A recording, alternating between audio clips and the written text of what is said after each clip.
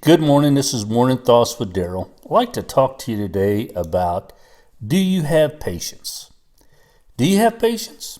We are back in the fruit of the Spirit.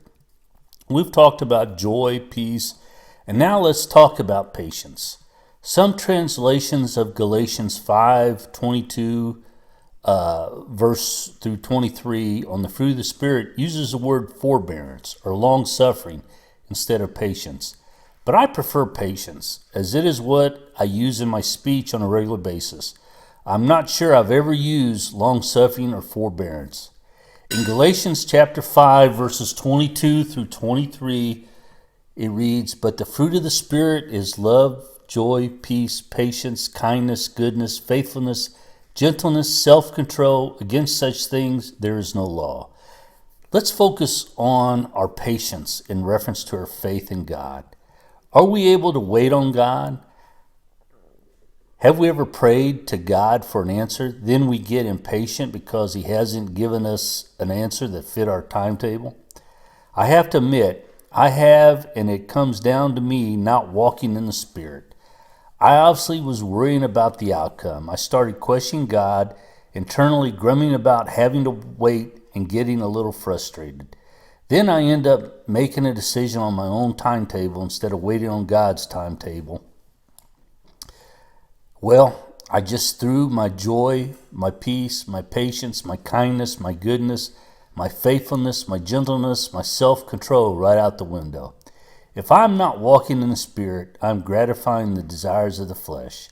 Then, to make matters worse, most time I end up making a bad decision. I think this is probably a familiar example of what happens when we don't wait on the Lord. Has this ever happened to you? Here is why it's so important to be walking in the Spirit and allowing Christ's fruit of the Spirit to be exhibited in our lives, specifically patience. First off, God's timing is perfect, and my timing is not perfect. So we need to be careful of trying to get ahead of God. This is tough to do, but wait on the Lord's timing, as this will save us a lot of heartaches. Do we trust God? If we trust God with our salvation, let's trust Him in waiting for His timing. In Psalm chapter 37, verse 7, it reads, "Be still before the Lord and wait patiently for Him.